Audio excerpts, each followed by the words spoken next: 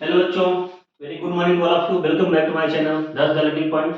आज हम लोग इस वीडियो पढ़ने वाले हैं हमारे आगे का टॉपिक पावर, इलेक्ट्रिकल पावर पढ़ेंगे। इसके लास्ट लेक्चर पे हम लोगों ने पढ़ रखा था रेजिस्टेंस, रेजिस्टिविटी, सारी चीजें हमने कवर कर रखी है। इसमें रेजिस्टेंस में हम लोगों ने सारे क्वेश्चंस कवर कर रखे हैं। कई तरह के क्वेश्चन किए गए हैं, कई टाइप से क्वेश्चन किए गए हैं। मतलब जिसमें सर्किट गिवन होता था, सर्किट नहीं गिवन होता था, सारे क्वेश्चन के जो तरीका है सब हमने सिखा दिया आपको। आज हम लोग इसमें इलेक्ट्रिक पावर पढ़ेंगे। इलेक्ट्रिक पावर क्या होती है उसके बारे में समझेंगे, उसके बाद एनर्जी कंजप्शन में आएंगे। ठीक है, तो आइए स्टार्ट करते हैं। Electric power, what is electric power? तो स्टार्ट करते हैं। Electric power is the electrical work. इसकी डेफिनेशन पहले नोट कर लीजिए। Electric power is the electric work done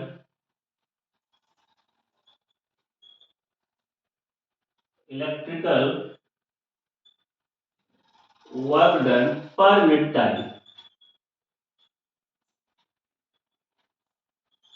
मतलब क्या है, जो भी इलेक्ट्रिकल पावर होती है वो electrical work done per unit time होती है। ठीक है, अगर यहाँ पे हम इलेक्ट्रिकल पावर की फार्मूला लिखें तो लिखेंगे electrical power is equal to electrical work done upon time. Right, अब यहाँ पे electrical work done upon time, तो बताइए इलेक्ट्रिकल पावर अगर हम T से डिनोट करते हैं तो इलेक्ट्रिकल वर्क डन क्या होगा? W होगा और टाइम T होगा। कुछ ऐसे हम लोग इसको डिफाइन करेंगे। राइट, अब यहाँ पे बात आती है यूनिट की, तो यूनिट क्या होता है भाई? Unit of power, unit of power अगर हम SI लगा दें तो SI unit of power is what. क्या होती है? वाट होती है। अब इसी में हम अगर 1 वाट की बात करें, 1 वाट इज इक्वल टू 1। यहाँ पे वर्क की बात करते हैं तो वर्क को हम किससे डिनोट करते हैं? जूल से डिनोट करते हैं। अपॉन टाइम को 1 सेकंड से डिनोट करते हैं। तो 1 watt is equal to 1 joule upon 1 second होता है। तो 1 W मतलब watt is equal to 1 joule second inverse भी लिखा जा सकता है। कुछ ये भी डिफिनेशन हो सकती है, मतलब एक फार्मूला हो सकता है इसका यूनिट का। ठीक है, तो ऐसे हम इसको डिनोट करते हैं। इसको नोट कर लीजिए, power is equal to electrical work done upon time होता है। इसमें यूनिट क्या होती है? SI यूनिट वाट होती है और 1 वाट को हम 1 जूल पर सेकंड लिख सकते हैं। अच्छा, एक चीज और, यहाँ पे 1 जूल, जब कोई वर्क वर्क कितना हो रहा हो? 1 जूल हो रहा हो और कितने समय में? 1 सेकंड में, तो वो एक पावर होती है 1 वाट के इक्वल होती है। पावर कितनी होती है? 1 वाट के इक्वल होती है। इसको आप नोट कर लीजिए। देन आगे आते हैं इसमें। ओके, तो हम इसमें ये भी कह सकते हैं electrical power is rate at which electrical energy is consumed. Electrical power is rate at which electrical energy is consumed. और एक ये भी हम वर्ड कह सकते हैं इलेक्ट्रिकल पावर के लिए कि when an electric appliance consume electrical energy at the rate of 1 joule, at the rate of 1 joule per second, it's power is said to be 1 watt. Means आपको तरह तरह की डिफिनेशंस मिलेगी, आपको कोई एक या दो डिफिनेशन याद कर लेनी है, लर्न कर लेनी है, उसी को आपको एग्जाम में अपना मेंशन करना है। ठीक है, तो आप इतना समझ लीजिए पावर के बारे में, जो भी बेसिक चीज थी ये है। इसके बाद पावर में कई सारे फार्मूलाज भी डिराइव होते हैं। अभी तुम्हारा बेसिक फार्मूला क्या था? P = W/T। अब इसी से कई सारे फार्मूलों का भी डेरिवेशन होगा, जो नए नए फार्मूला आ जाएंगे हमारे न्यूमेरिकल्स वैल्यू में, न्यूमेरिकल्स में उनका यूज होता है। तो आइए समझते हैं पावर के जो अलग अलग फार्मूलाज हैं। यहाँ पे हम पावर को अलग अलग फार्मूलाज में डिफरेंशिएट करेंगे। जैसे देखिए क्या होता है, यहाँ पे क्या है? P = W/T है और आपने पहले पढ़ रखा है कि W क्या होता है? W होता है Q × V। तो अगर हम पावर की डिफिनेशन यहाँ से बनाए तो पावर इक्वल क्या हो सकता है? Q × V/T भी हो सकता है। ठीक है, अच्छा नेक्स्ट हमें ये भी पढ़ा है कि Q इज इक्वल टू क्या होता है, IT होता है। तो चलिए रख दीजिए पावर P इक्वल टू, अगर Q equal to IT put करेंगे तो I और T पुट कर दीजिए और इनटू में V ले लीजिए, क्या आ जाएगा यहाँ से T। ठीक है, तो T से T कैंसिल आउट हो जाएगा, तो P इक्वल टू क्या फाइंड आउट हुआ, VI फाइंड आउट हुआ। मतलब यहां से एक न्यू फार्मूला जनरेट हो गया जो T इक्वल टू जो वोल्टेज और करंट के रिलेशन में है, तो हम पावर क्या कह सकते हैं, power is equal to voltage या पोटेंशियल डिफरेंस, ये भी कह सकते हैं पोटेंशियल डिफरेंस इनटू करंट, ये भी कहा जा सकता है। पावर क्या हो सकता है, पोटेंशियल डिफरेंस इनटू करंट भी हो सकता है। तो ये भी डेफिनेशन मतलब आपका पावर का फार्मूला है, इसको आप नोट कर लीजिए, अभी आगे सब यूज में आएंगे। तो ठीक है, अच्छा इसके आगे और भी फार्मूलाज बनेंगे, उनको भी नोट करते हैं। आई होप आप ये सब नोट कर लिए होंगे सारे पॉइंट्स, आप लोग नोट नोट किया करिए सारे पॉइंट्स आप लोग नोट किया करिए, क्योंकि जो भी पॉइंट्स हैं इन्हीं पॉइंट से क्वेश्चन कहीं ना कहीं पुटअप हो जाता है, तो आप लोग सारे पॉइंट्स नोट कर लिया करिए। चलिए तो इधर साइड में लिख देते हैं पावर की जो फार्मूलाज हैं, W अपॉन T आया, एक न्यू फार्मूला हमारे पास फिर से आ गया, क्या आया, V और I आ गया। चलिए अब पावर में P is equal to VI आपके पास आ चुका है।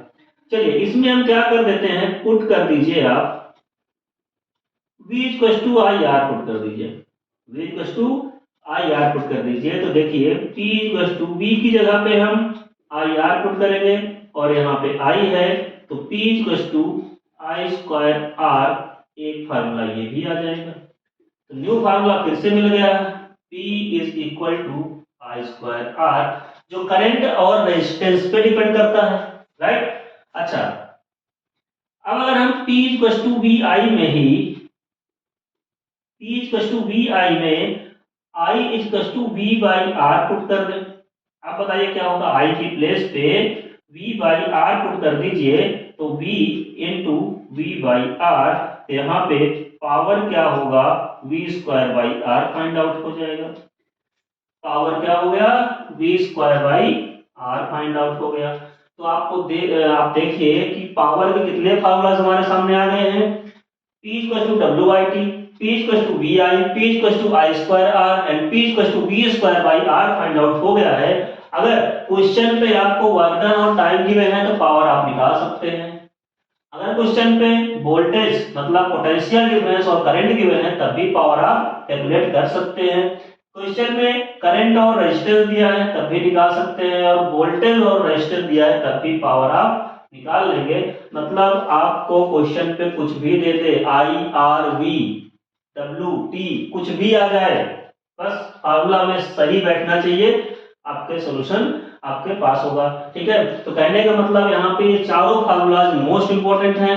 इन फार्मूलाज को आपको अच्छे से लर्न करके रखना है, बोर्ड एग्जाम में किसी एक फार्मूले के बेस पे क्वेश्चन जरूर आएगा, ये बिल्कुल फैक्ट है, आना ही आना है, इससे मोस्ट इंपोर्टेंट है, इससे एक चारों में से किसी एक फार्मूले के बेस पे या दो फार्मूले के बेस पे क्वेश्चन जरूर आते हैं, इनको आप नोट कर लीजिए।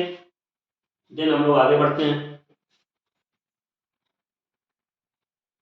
चलिए अब इन्हीं फार्मूला के बेसिस पे कुछ छोटे छोटे क्वेश्चंस करेंगे, इन्हीं फार्मूला के बेसिस पे। तो आइए समझते हैं, अगर हमारे पास कोई पावर रेजिस्टेंस गिवन है, चलिए क्वेश्चन करते हैं। क्वेश्चन नंबर 1 है हमारा, what will be the current drawn by N electric bulb 80 volt watt, sorry 80 watt when it is connected to the source 220 volt। अब बताइए कितना करंट कंज्यूम करेगा। तो सबसे पहले क्वेश्चन पे गिवन क्या है, पावर गिवन है, 80 वाट का पावर है, P इज इक्वल टू 80 वाट। ठीक है, इलेक्ट्रिक बल्ब इतने वाट का पावर रखता है। चलिए कंज्यूम क्या कितना वोल्टेज है, V इक्वल टू क्या है, 220 वोल्ट है। आपके पास V और आपसे करंट पूछा है, तो सबसे पहले आप टारगेट ये करेंगे कि इन तीनों के रिलेशन क्या आपको मालूम है आपके पास कोई ऐसा रिलेशन? तो बिल्कुल है, हमारे पास P is equal to V I का एक रिलेशन है। क्यों? क्योंकि हर क्वेश्चन पे गिवन डेटा के अकॉर्डिंग चारों फार्मूला में से कोई एक यूज करना है। ऐसा नहीं है कि चारों को यूज कर दें, तो करंट ही नहीं दिया या इसमें रेजिस्टेंस नहीं दिया, तो आपको जैसा गिवन डेटा है उसके अकॉर्डिंग आपको क्या करना है, फार्मूले को यूज करना है। यहाँ पे ये फार्मूला यूज होगा। तो आपसे पूछा क्या है, करंट पूछा है, I is equal to P upon V होगा। तो यहाँ पे वैल्यू पुट कर दीजिए, I equal to power is 80 watt. ध्यान देना, अगर यहाँ किलो वाट होता तो हमें वाट में ही कन्वर्ट करना है, और वोल्ट 220 वोल्ट दिया हुआ है, जीरो से जीरो कैंसिल आउट हो जाएगा। I equal to 8/22, right, 8/22 value आएगी। इसके बाद इसको 4 से कैंसिल आउट, 2 से कैंसिल आउट होगा, 2 4 8 और 2 11, इतना आ जाएगा। ठीक है, इसको डिवाइड करिए, आपकी वैल्यू आपके सामने होगी। वैल्यू डिवाइड देखिए तरीके कितना आ रहा है, 0 पॉइंट समथिंग आ रहा है, 3 समथिंग आएगा, 0.36 एम्पियर। करंट की यूनिट क्या होती है, एम्पियर होती है। ठीक, तो आप इसको ऐसे सॉल्व कर सकते हैं, नोट कर लीजिए। नेक्स्ट क्वेश्चन पे आते हैं, क्वेश्चन नंबर 2 पे आते हैं। ओके, तो नेक्स्ट क्वेश्चन है हमारा क्वेश्चन नंबर 2। क्वेश्चन नंबर 2 में ये बोला गया है, an electric bulb is rated 220 volt and 100 वाट।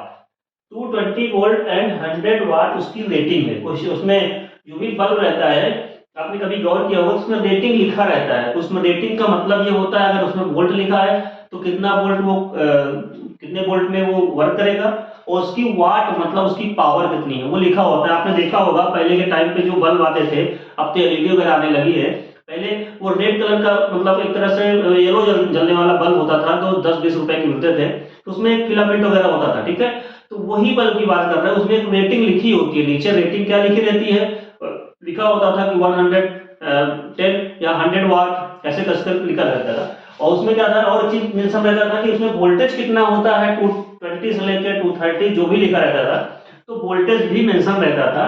ठीक है, तो उसके अकॉर्डिंग उसका रेजिस्टेंस पता चल जाता था। ठीक है, अब इसमें देखिए, इस क्वेश्चन को पहले पढ़िए और सारी चीजें समझिए, क्या गिवन है, कैसे क्वेश्चन को हम करेंगे, सारी चीजें पहले समझ लीजिए। चलिए, एन इलेक्ट्रिक बल्ब, कोई मान लीजिए एक बल्ब है, चलिए बल्ब देखते हैं, एक ये बल्ब है। ठीक है, ये वाले बल्ब की बात कर रहे हैं। कुछ ऐसा बल्ब होता था, यहाँ पे जो पिन लगी होती थी, फिलामेंट आता था और कुछ ऐसे ऐसे करता था, और ये ठीक, यहाँ पे जो पावर, जो बल्ब है, वो बल्ब का लिखा हुआ है, पावर कितना है, पावर है 100 वाट, 100 वाट। और इसमें जो वोल्टेज यूज होता था, वोल्टेज इसका है, इसका 220 वोल्ट होता था। ओके, तो बताइए, when it is operated on 100 volt, अब बताइए इसी बल्ब को जब हम वोल्टेज 110 दे दें, 110 दे दें, तो what is power consume, power पूछा हुआ है, बताइए। अब अप्रोच क्या करनी है, सबसे पहले आपको गिवन डेटा समझना है। गिवन डेटा क्या है आपके पास, गिवन डेटा आपके पास ये है कि किसी भी बल्ब का आपको पावर दिया हुआ है, बल्ब का पावर दिया है और बल्ब का V दिया है, तो क्या हम बल्ब का रेजिस्टेंस निकाल सकते हैं? अगर रेजिस्टेंस मिल जाए तो वहां पे हम पावर निकाल लेंगे आराम से इस वोल्टेज को यूज करके। मतलब रेजिस्टेंस निकालने के लिए हमारे पास एक फार्मूला होता था, पावर P = V²/R। अब बताइए, लास्ट क्वेश्चन पे हमने ये वाला यूज किया था, इसमें इसको यूज कर लिया। क्यों किया ऐसा? क्योंकि तीन जो जिन पे ये पावर का फार्मूला डिपेंड करता है, वो वैल्यू क्या है, V और R यहाँ पे गिवन है, मतलब P और V गिवन है, R निकल सकता है। तो तीनों रिलेशन से हम R कैसे फाइंड आउट करेंगे, ये हो जाएगा V²/P। यहाँ पे R की वैल्यू, वोल्टेज कितना है 220 है, 220 इंटू 220 के स्क्वायर है, पावर कितना है इसका 100 है, 100 ही था, 100 है, तो जीरो से जीरो कैंसिल आउट हो जाएगा। 22 इंटू 22 हम क्या लिख सकते हैं, 484 लिख सकते हैं। इसको थोड़ा इरेज करेंगे। यहाँ पे जो रेजिस्टेंस आएगा, resistance of bulb is equal to 484 ohm. अब बल्ब का रेजिस्टेंस पता चल गया है, तो अब बताइए अगर हम उसको कौन से वो ऑपरेट में करें, कितने वोल्टेज में ऑपरेट करें, 110 वोल्ट में ऑपरेट करें, तो when it operated on 110 volt, then R is क्या पूछा इसमें, पावर पूछा है, तो P is equal to V square by R, जो R कैलकुलेट करके लाए हैं उसी को पुट कर देंगे। V क्या है, यहाँ पे वोल्टेज की बात कर रहे हैं, 110 इंटू 110 अपान में ये वैल्यू कितनी आएगी, R कितना आया है, 484 आया हुआ है। इसको कैलकुलेट कर लीजिए, आपका पावर कैलकुलेशन हो जाएगा। यहाँ से पावर कितना आना चाहिए देख लीजिए, दोनों कैलकुलेट करेंगे।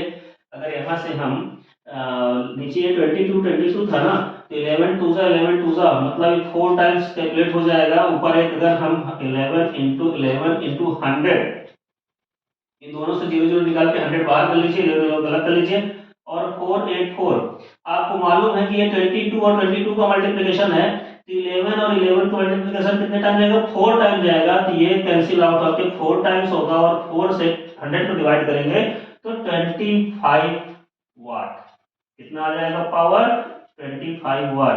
ये हमारा आंसर फाइंड आउट हो जाएगा।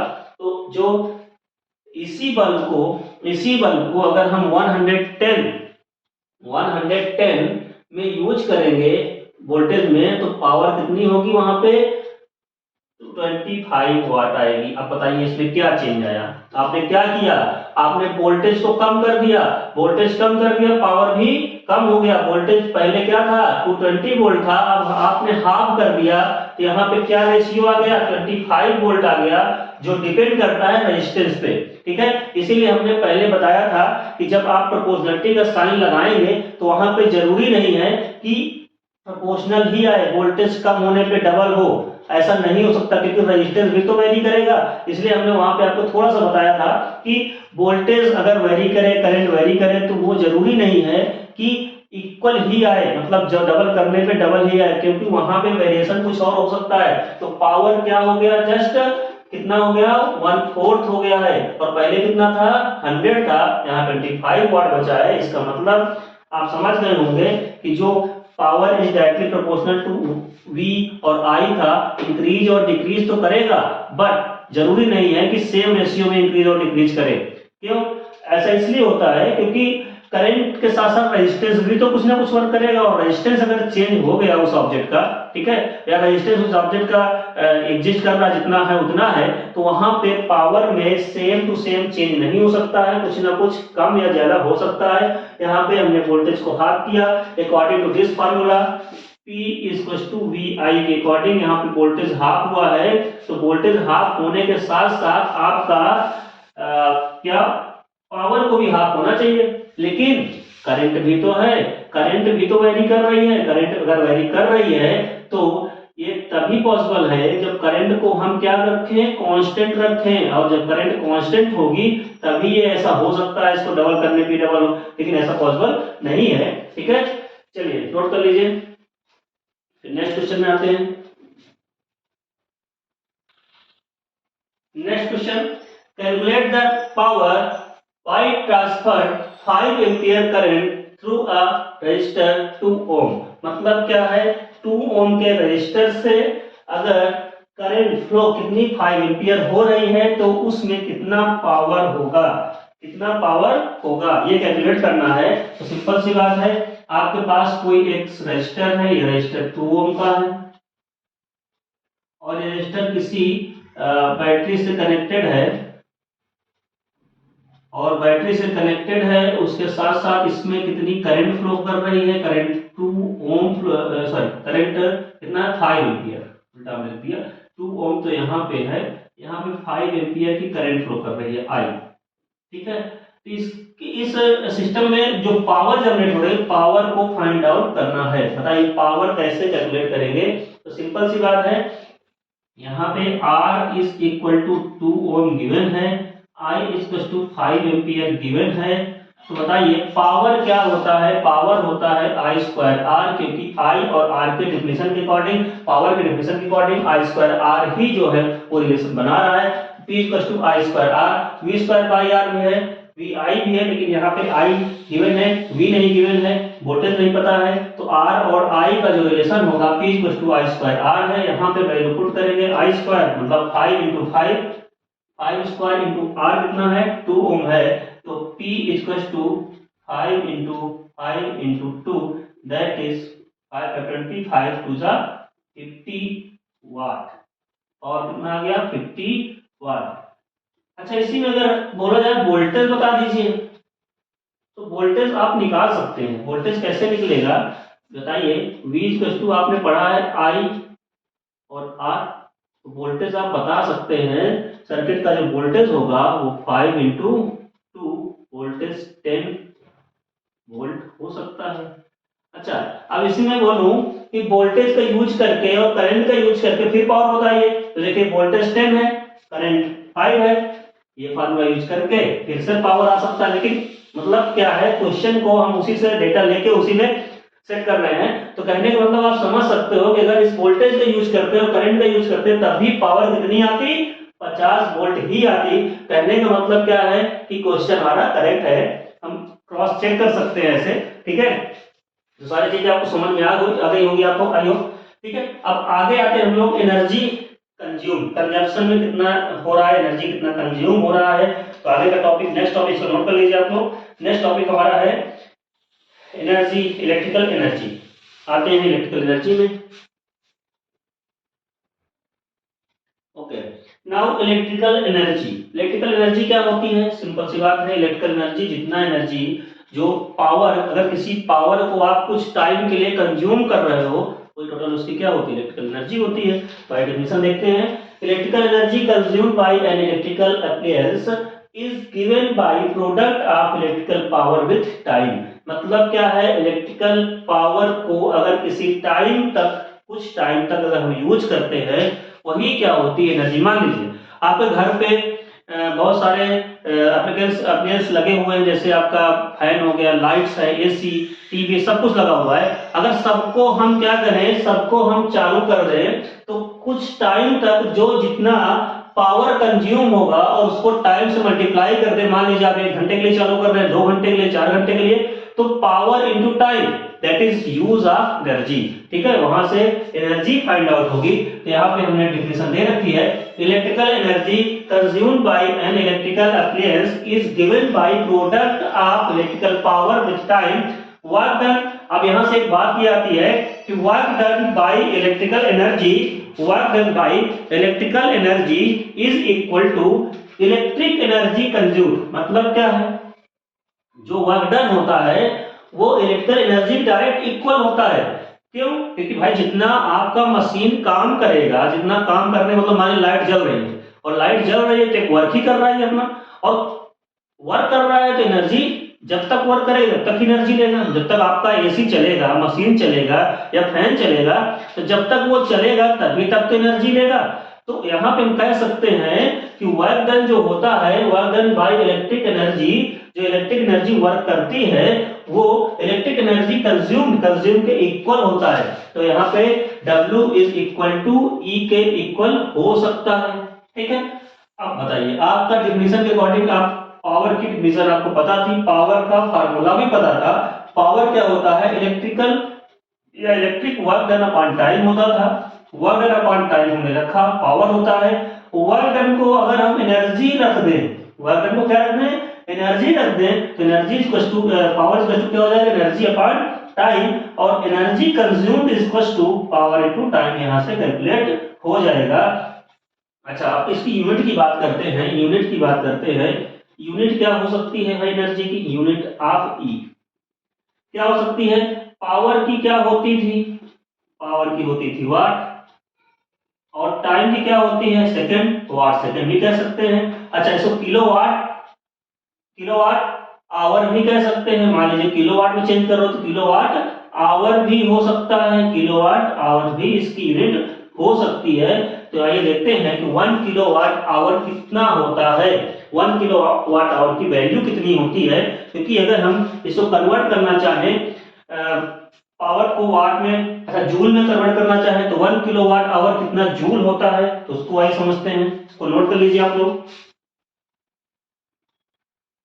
ओके, तो अब आपको ये पता है कि 1 किलोवाट आवर क्या होता है, बताइए। इसको भी कन्वर्ट करके देख लेते हैं हम लोग। हमारे पास एक फार्मूला है 1 किलोवाट आवर।